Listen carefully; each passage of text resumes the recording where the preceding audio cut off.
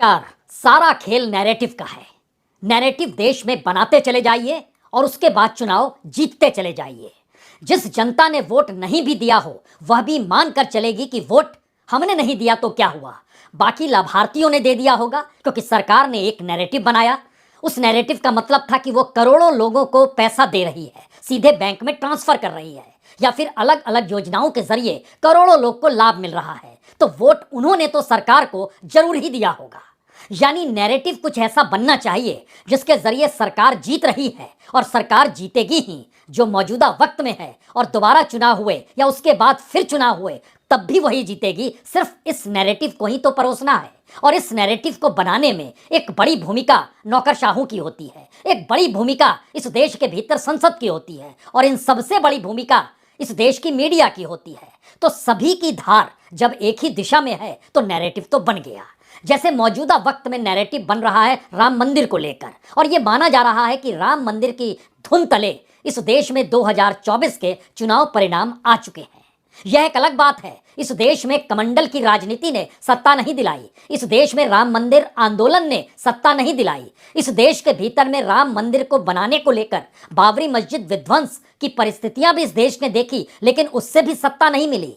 लेकिन सत्ता इस दौर में बननी शुरू हो चली है उस नैरेटिव के जरिए, जिस नैरेटिव को लगातार टेलीविजन, मीडिया में, अखबारों में, सरकार के जरिए, नेताओं के जरिए, मंत्रियों के जरिए, और खुद प्रधानमंत्री की मौजूदगी तो होगी। तो एक नैरेटिव बने और सच उसका क्या होता है हम आपको ये बताएं।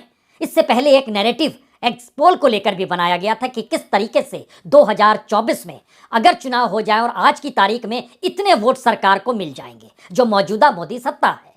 तो उस नैरेटिव को लेकर भी सवाल था कि वही नैरेटिव खबर के तौर पर रेंगने लगी थी। अब सवाल अयोध्या में राम मंदिर का है, लेकिन आज हमारा सवाल नैरेटिव के ठीक समानांतर उस चुनावी जीत में इस्तेमाल किए जाने वाले ईवीएम को लेकर है।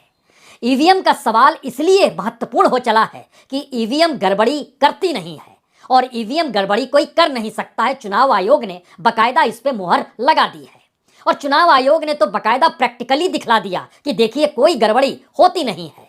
और इस देश का विपक्ष भी मुद्दा नहीं बनाता है ईवीएम को, तो फिर क्या गड़बड़ी है। और गाहे बगाए विपक्ष हिमाचल में जीत जाता है, कोई बंगाल में जीत जाता है, कोई कर्नाटक में जीत गया, कोई पंजाब में जीत गया, और इन सब के बीच हाल में कोई तेलंगाना में भी जीत गया। तो ईवीएम तो गड़बड़ी होगी तो सब जगह होगी।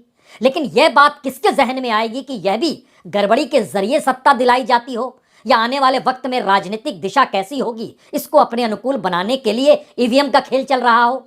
थोड़ी देर के लिए सारी चीज भूल जाइए और जरा सोचना शुरू कीजिए कि अगर खुले आसमान तले, सड़क पर, गांव-गांव अगर हर कोई ये बताने निकल पड़े कि देखिए ईवीएम की गड़बड़ी क्या है, और ये गड़बड़ी का नज़ारा और कहीं नहीं दिल्ली के जंतर मंतर पर नजर आया, जहां पर सुप्रीम कोर्ट के 2 वकील और उनके साथ कुछ समाज सेवी जुटे, और उसके बाद लोगों की भीड़ उमड़ पड़ी। उस भीड़ से हमने भी सवाल किया ईवीएम को लेकर। जब इलेक्शन कमीशन खामोश है, वो कहता है सही है, विपक्षी राजनीतिक दल मुद्दा बनाने से कतराते हैं, और लगातार ये विचार निकल कर आता है कि दरअसल इस देश के भीतर में ईवीएम की गड़बड़ी नहीं है बल्कि विपक्ष ही नहीं है, इसीलिए मौजूदा मोदी सत्ता या बीजेपी जीत जाती है, तो फिर आपत्ति क्यों है। तब सुप्रीम कोर्ट के वकीलों ने साफ तौर पर कहा कि दरअसल स्थिति इस देश के भीतर कितनी नाजुक है। अगर उसको चुनावी जीत हार से तय किया जा रहा है तो चुनावी जीत हार जिस मशीन पर टिकी है उस मशीन को पारदर्शी तो होना चाहिए। अब ये किसे पता है कि उस मशीन की पारदर्शिता उसके भीतर के सिस्टम को लेकर खराब कर दी गई, या फिर उसमें बहुत सारे फेरबदल किए गए, या फिर उस सिस्टम के भीतर भी कुछ नए सिस्टम को लागू करा दिया गया, और एक नई तरीके की मशीन इस दौर में लगातार तैयार होती चली जा रही है। दुनिया के बड़े ऐसे देश भी हैं जिनके संबंध भारत के साथ और खास तौर से मोदी सत्ता के साथ बड़े करीब के हैं, जिसका जिक्र सुप्रीम कोर्ट के वकील भी खुले तौर पर कर रहे हैं, जो कि इस डेमोन्स्ट्रेशन को लेकर आए। और उन्होंने जनता के सामने बतलाया कि देखिए 2-3 चीज समझ लीजिए। पहली बात, जो वीवीपैट होता है उसमें भी गड़बड़ी हो सकती है। जहां भी आप बटन दबाएंगे उसके बाद जो वीवीपैट में जो आपको चुनाव चिन्ह नजर आएगा, लेकिन वह चुनाव चिन्ह जब आप फाइनली निकालेंगे तो उसमें भी परिवर्तन हो सकता है। यह भी कमाल की चीज थी। इसका भी खुला प्रदर्शन वो जंतर मंतर पर करने लगे और बताने लगे कि किस तरीके से चुनाव आयोग ने इस दौर में दो बड़े परिवर्तन किए। एक, वीवीपैट की जो ऊपर शीशे से देखने की मशीन होती है, उस शीशे में पहले सफेद शीशा था, अब उसको ब्लैक शीशे में कन्वर्ट कर दिया गया। दूसरी स्थिति है, उसके भीतर जो लाइट जलती थी किसी बटन को दबाने के बाद, वो 15 सेकंड तक जलती थी, अब वो सिर्फ 7 सेकंड के लिए जलती है। और इसी बीच में तय निर्धारित हो जाता है कि ईवीएम दरअसल इसके भीतर जो आपने किया वही नजर आया। और इसी का डेमोन्स्ट्रेशन सुप्रीम कोर्ट के वकीलों ने, चंद समाज सेवियों ने, कुछ एक्टिविस्टों ने मिलकर किया और लोग जुड़ने लगे। हमें लगता है एक नज़ारा इसका जरूर देखिए, उसके बाद इस बात की दिशा में बात बढ़ेगी कि इसका रास्ता क्या निकल सकता है और क्यों विपक्ष खामोश है और क्यों नैरेटिव भी बनाए जा सकते हैं। और नैरेटिव इस दौर में राम मंदिर को लेकर जो बन रहे हैं, उस नैरेटिव ने कभी राजनीतिक लाभ बीजेपी को दिया नहीं है इससे पहले भी। तो उस दौर का सच क्या था, मौजूदा सच क्या है, लेकिन पहले ईवीएम के उस डेमोन्स्ट्रेशन को देखिए जिसको लेकर एक शोर है। क्या देश के हर जिले में, हर गांव में, हर पंचायत में इस तरीके से अब डेमोन्स्ट्रेशन यही लोग करने निकल पड़े हैं और साथ में जनता हजारों की तादाद में जुड़ने लगी है। आप वहाँ पे वोट देने जाते हैं, सिंबल पे वोट करते हैं, आप उसकी पर्ची देखते हैं और आ जाते हैं, ऐसा ही होता है। अब यहाँ पे मैं बताता हूँ उसमें वोटों की चोरी कैसे होती है। इसके अंदर ये जो बैलेट यूनिट देख रहे हैं, हमने 3 सिंबल रखे हैं। एक सिंबल है एप्पल, एक सिंबल है बनाना और एक है वाटरमेलन। केले का बटन दबाइए। हाँ, अब दबाइए। केला देख लिया आपने? केला दिखा, आप भी दीजिए, केले को वोट दीजिए, केला को वोट दीजिए। ठीक है, हो गया वोट आपका। अब देखना, देखिए अपना सिंबल देखिए, केला आया। आप देखिए इसमें केला दिख रहा है, दोनों ने केला देखा, दोनों ने केला दबाया, तो इसमें से 2 वोट निकलना चाहिए बनाना। लेकिन ये देखिए इधर निकाल के नहीं, निकाल के दिखाओ।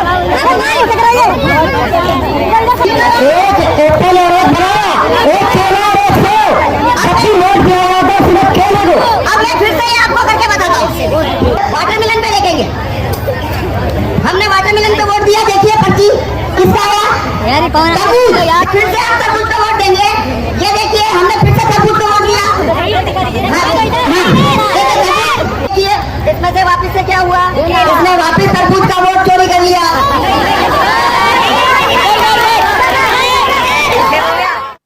तो ईवीएम मशीन कैसे कमाल कर सकती है, इसका एक डेमोन्स्ट्रेशन दिल्ली के जंतर मंतर पर होता है। अब ये तैयारी कर रहे हैं, क्यों नहीं इसकी जानकारी देश के तमाम लोगों को दी जाए और उनके चौखट पर पहुंचकर इसकी जानकारी शहर दर शहर दी जाए, जिले दर जिले दी जाए।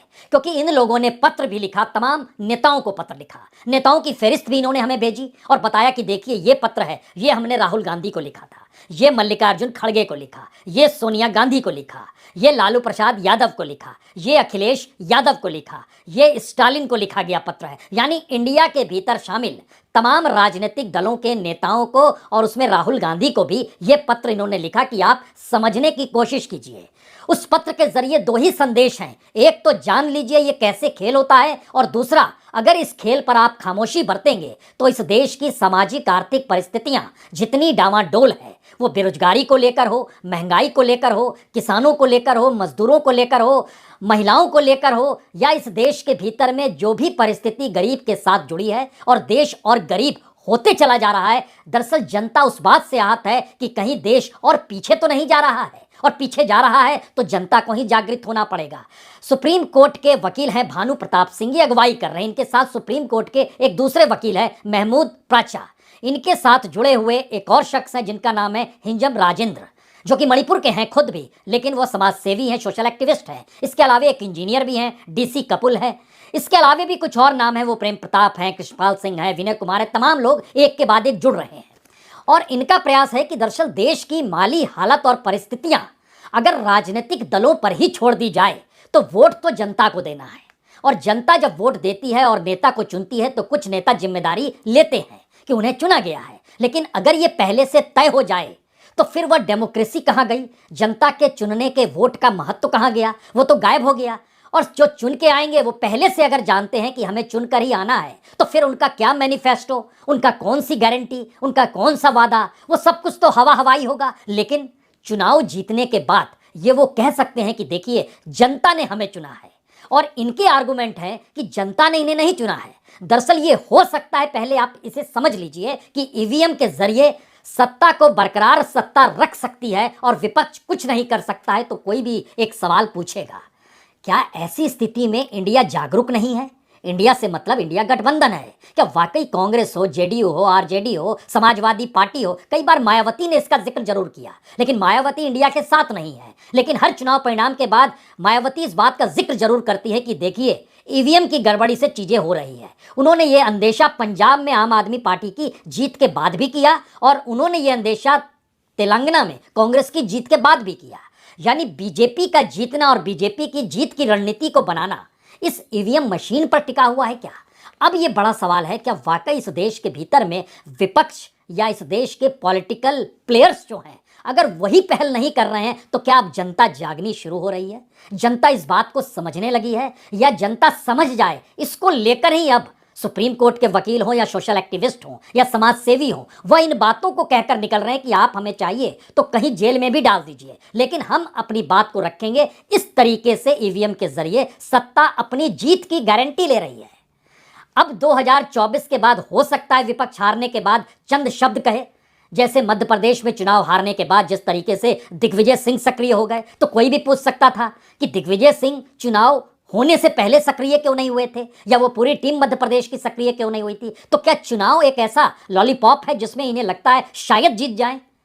तो ये शायद की परिस्थिति में देश की स्थिति क्या है और नैरेटिव कैसे बनता है, यह इसका दूसरा हिस्सा है। और यह बड़ा महत्वपूर्ण हिस्सा है। यह इसलिए बड़ा महत्वपूर्ण है कि इस दौर में फिर से एक नैरेटिव बनाया जा रहा है, तो हमें लगता है नैरेटिव की पीठ पर कैसे कोई सवार होता है और उसके जरिए अपने अनुकूल परिणामों को बताने की स्थिति में वो खड़ा हो जाता है, यानी नैतिक तौर पर वो बलवान होता है। कहता है देखिए ये तो था, जनता तो सोच रही थी। तो 22 जनवरी को राम मंदिर में प्राण प्रतिष्ठा के बाद जिस तरीके से स्वयंसेवक देश भर में सक्रिय होंगे और जिस तरीके से घर घर मंदिर मंदिर जाकर वो इस बात का उद्घोष करेंगे कि बीजेपी को वोट दीजिए क्योंकि वही सांस्कृतिक रक्षा कर सकती है, धर्म की रक्षा कर सकती है, हिंदू पार्टी वही है।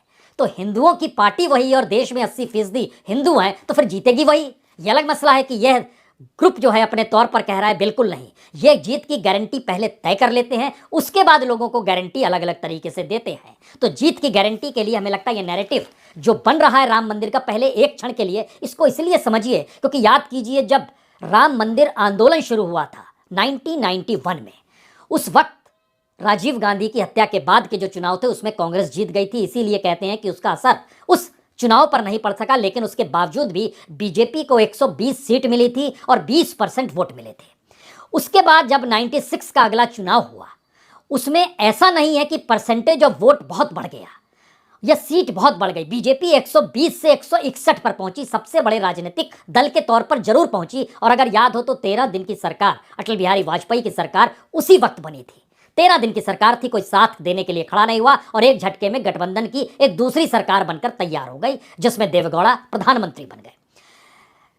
परसेंट ऑफ वोट 1991 में बीजेपी का 20.07%, 1996 में 20.29%, यानी 0.22% का वोट सिर्फ इजाफा होता है 91 से 96 के बीच में, जिस दौर में पूरा राम मंदिर को लेकर आंदोलनरत होना, बाबरी मस्जिद विध्वंस होना और उसके बाद चुनाव होना। अब अगला सवाल उत्तर प्रदेश का ही ले आइए। उत्तर प्रदेश के भीतर इस बार बीजेपी कह रही है कम से कम 72 से 75 सीट जीत जाएंगे। अब नैरेटिव तो बन रहा है, उस नैरेटिव के आश्रय हो सकता है वो जीत भी जाए, लेकिन जब जो ईवीएम का सवाल उठा रहे हैं वो कह रहे हैं दरअसल ऐसा है नहीं। इसके लिए आपको पुराने फैक्ट को देखना चाहिए। तो हमने भी पुराने फैक्ट्स को निकाला और उसमें देखा कि 1991 में जब कल्याण सिंह की सरकार थी, जब आंदोलन कमंडल का शुरू हो गया था राम मंदिर को लेकर, रथ यात्रा अडवाणी जी निकाल चुके थे, बीजेपी लोकसभा सीट में 91 में 51 सीट जीतती है और 96 में वो 52 ही सीट जीतती है। लेकिन अगर सीधे उत्तर प्रदेश के भीतर आ जाइएगा, जो कल्याण सिंह मुख्यमंत्री थे, तो उस वक्त 419 में से 221 सीट 1991 में बीजेपी जीती थी और 31.5% 31.5% वोट बीजेपी को मिला था। और उसके बाद सरकार बर्खास्त कर दी गई। अब बर्खास्त की गई किस लिए? क्योंकि बाबरी मस्जिद विध्वंस था, उसकी रक्षा करने का जिक्र वहां के मुख्यमंत्री ने किया था, और जिसका जिक्र उस दौर के प्रधानमंत्री पीवी नरसिम्हा राव ने कहा कि मुख्यमंत्री जब कह रहे हैं कि कुछ नहीं होने देंगे ढांचे को, तो फिर इसका क्या मतलब है, बाबरी मस्जिद कैसे? उनको बर्खास्त कर दिया गया। 3 और सरकार को बर्खास्त किया गया था, लेकिन उत्तर प्रदेश की सरकार को भी बर्खास्त किया गया। अब होना तो ये चाहिए कि अगले बरस यानी 93 में जब इलेक्शन हो तो कल्याण सिंह कमाल की जीत हासिल करते, क्योंकि अब तो राम मंदिर का रास्ता बन चुका था, बाबरी मस्जिद विध्वंस हो चुका था, आंदोलन पूरे तेवर पे था और बर्खास्तगी उसी आधार पे हुई थी। चुनाव होते हैं 1993 में 425 सीटों में चुनाव होता है, और हैरत की बात है कि वोट का परसेंटेज 2% बढ़ता है और सीटें जो हैं एक झटके में लगभग 50 सीट कम हो जाती है। यानी जो कल्याण सिंह 1991 में 221 सीट के साथ सत्ता में थे, वह सत्ता से बाहर हो जाते हैं, उन्हें सिर्फ 177 सीट मिलती है। और उसी दौर में मुलायम सिंह यादव और मायावती या काशीराम कहें, दोनों हाथ मिलाते हैं और सरकार बन जाती है समाजवादी पार्टी और पीएसपी की। राजनीतिक तौर पर अतीत की यह परिस्थिति 2 बातों को इंगित करती है। एक, कि राम के नाम कर आप राजनीति नहीं कर सकते हैं, वो आस्था का सवाल है और उससे राजनीतिक लाभ मिला इससे पहले भी नहीं, तो क्या इस बार मिल जाएगा? और असल सवाल यहीं पर आता है। वो सवाल है कि दरअसल मिल जाएगा का मतलब यह है कि आप चुनाव जीत जाइएगा। अब चुनाव जीत जाइए का सवाल ईवीएम से जुड़ जाता है, लोगों के वोट से जुड़ जाता है, और जैसे ही उससे जुड़ता है तो अगला सवाल, ये संगठन जो ईवीएम को लेकर, जिसमें सुप्रीम कोर्ट के वकील, सोशल एक्टिविस्ट, तमाम लोग जो हैं, और ये लोग एक संघर्ष पार्टी भी नाम दिए हुए हैं, राष्ट्रीय जनहित संघर्ष पार्टी, चुनाव नहीं लड़ रही है लेकिन उन्होंने अपना नाम दिया है कि हम इस देश के भीतर की तमाम परिस्थितियां, जिसमें सरकार ने इस देश का कैसे बंटाधार किया है, उसको उजागर कर रहे हैं। और जनता आहत है, क्योंकि हम खुद आहत हैं, जिसका जिक्र वो वकील भी कर रहे हैं और वो लोग भी कर रहे हैं और मुद्दों को उठा भी रहे हैं। उनका कहना है कि जीत की गारंटी अभी से किसने दे दी, जब इससे पहले आंदोलन में आपको जीत की गारंटी नहीं मिली, जब राम मंदिर के लिए रास्ता साफ करने के लिए आप बाबरी मस्जिद विध्वंस की दिशा में बढ़ गए, उसमें भी आपको जीत की गारंटी नहीं मिली, तो अब जीत की गारंटी कैसे मिल जाएगी? अब तो पूर्ण रूप से राम मंदिर प्राण प्रतिष्ठा हो रहे हैं, खुद प्रधानमंत्री की मौजूदगी है, आस्था का सवाल है, और देश धर्म से ओतप्रोत है। लेकिन धर्म से ओतप्रोत का मतलब ये तो नहीं होता है कि नौकरी नहीं करेगा, ये भी नहीं होता है कि देश में इंफ्रास्ट्रक्चर नहीं चाहिए। और यहीं से सबसे बड़ा सवाल निकलता है कि 2014 में जब पहली बार नरेंद्र मोदी चुनाव लड़ रहे थे, उस वक्त उन्होंने अयोध्या का जिक्र एक बार भी नहीं किया, राम मंदिर का जिक्र एक बार भी नहीं किया। कांग्रेस बीजेपी के मैनिफेस्टो में भी सिर्फ एक लाइन का जिक्र था कि अयोध्या में राम मंदिर का निर्माण करेंगे। उस मैनिफेस्टो को उस वक्त मुरली मनोहर जोशी जी की अगुवाई में तैयार किया गया था, तो इस एक लाइन को डाला गया। 2019 में लौटिए, 2019 के चुनाव में भी डेवलपमेंट का जिक्र था, इंफ्रास्ट्रक्चर का जिक्र था, देश की इकोनॉमी का जिक्र था, जीएसटी को उपलब्धि के तौर पर बता रहे थे। 2014 में तो कांग्रेस निशाने पर थी, उसके स्कैम निशाने पर थे, और आने वाले वक्त में भारत किस तरीके से विकास में आगे बढ़ेगा इसका जिक्र हो रहा था। 2019 में भी राम मंदिर का जिक्र नहीं था, अयोध्या का जिक्र नहीं था। लेकिन नवंबर 2019 यानी जीतने के बाद जब सुप्रीम कोर्ट फैसला देती है, और उसके बाद इस देश के भीतर में जो कोविड काल में जो भी लॉकडाउन की स्थिति थी, तो ध्यान दीजिए भारत का वह वोटर जो बहुत आस्थावान है, उसमें बहुसंख्य तबका हिंदुत्व कहाँ जुड़ा हुआ है, वो मजदूर हो, वो किसान हो, इस देश के असंगठित क्षेत्र से जुड़े हुए करोड़ों वोटर ऐसे हैं जो जिंदगी की रोजी रोटी की जद्दोजहद में लगे रहते हैं। और सरकार ने इस दर्द को भी समझा, तभी तो 5-5 किलो अनाज उन्होंने जो कोविड काल में तय किया, उसके बाद आज तक नहीं बल्कि 2028 तक देंगे, इसका जिक्र भी कर दिया, क्योंकि सरकार को पता है जिस दिन पेट की ज्वाला जगेगी उस दिन मुश्किल हो जाएगी, तो ज्वाला को शांत करो और 5 किलो अनाज बांटो। सवाल यहाँ पर दोबारा लौटिए उसी चुनावी प्रक्रिया में, जिसका जिक्र ये ईवीएम का डेमोन्स्ट्रेशन करने वाली पूरी टीम कर रही है, और इनके साथ लोग इसलिए जुड़ रहे हैं क्योंकि वहाँ मौजूद लोगों से जब सवाल कीजिए तो वो कहते हैं कि ये कैसे संभव है कि इतने मुश्किल हालात हमारे पास और साथ हैं और सरकार उस पर ध्यान भी नहीं देती है, और सरकार अपनी जीत की गारंटी में 400 पार का नारा भी लगाती है। इन तमाम चीज़ों को जब आप मिलाइएगा तब ये सवाल बड़ा होगा, क्या वाकई इस देश के भीतर इलेक्शन कमीशन को कुछ नहीं कहना चाहिए? क्या वाकई सुप्रीम कोर्ट को कुछ नहीं कहना चाहिए? और क्या वाकई इस देश के विपक्षी राजनीतिक दलों को कहीं ये लगने तो नहीं लगा है कि उनके अपने सरोकार तो लोगों के साथ है नहीं, और लोग अपने तौर पर जब खड़े होते हैं तो सरकार झुक जाती है, और हम जब आंदोलन के साथ खड़े होते हैं तो उसको राजनीतिक तौर पर सत्ता डिफ्यूज कर देती है अलग अलग इंस्टीट्यूशन के जरिए, कभी ईडी भेज देगी, कभी आईटी भेज देगी, कभी सीबीआई। तो हम इस पचड़े में क्यों फंसे? तो जनता को ही जागृत होने दीजिए, क्योंकि जनता इस देश में कई बार जागृत हुई। किसान आंदोलन में याद कीजिए, बरस भर आंदोलन, उसके बाद प्रधानमंत्री को वह 3 काले कानून वापस लेने पड़े। उसके बाद देखिए ड्राइवरों की स्थिति, ड्राइवरों के ऊपर जो सजा दी गई कि आप जो हिट एंड रन करेंगे, उस सजा को लेकर ड्राइवरों में इतना गुस्सा कि सरकार को 24 घंटे के भीतर कहना पड़ा नहीं नहीं अभी ये कानून लागू नहीं हुआ है। यानी जनता अगर एग्रेसिव हो जाए और जनता अगर आंदोलनरत हो जाए तो सरकार के पास कोई दूसरा उपाय नहीं बचता है। तो क्या विपक्ष के राजनीतिक दल ऐसा सोच रहे हैं कि इस देश की जनता ही जागृत हो जाए, वही आंदोलनरत हो जाए तो हम उसके पीछे आकर खड़े हो जाएंगे? यानी राजनीतिक मुद्दा ना बने बल्कि यह मुद्दा देश का मुद्दा बन जाए। और शायद यही वजह है कि ये तमाम लोग जो जंतर मंतर पर पहुंचे, इन्होंने बहुत साफ तौर पर कहा अब जिले दर जिले पहुंचना होगा, शहर दर शहर पहुंचना होगा। हालांकि इन्होंने पत्र तमाम नेताओं को लिखे, उस पत्र की कॉपी इन्होंने हमें भी भेजी और बताया कि देखिए इसमें जिक्र है इस बात का, लेकिन ये साथ नहीं खड़े होते हैं, मिलते तक नहीं हैं। तो क्या विपक्ष राजनीतिक प्लेयर होने के बावजूद भी इस देश की जनता के साथ इसलिए नहीं खड़ा है कि वह आखिर में तो पॉलिटिशियन ही है, और इस देश की सत्ता जब तक इसको राजनीतिक मुद्दा के तौर पर ना उभर आए तब तक उसे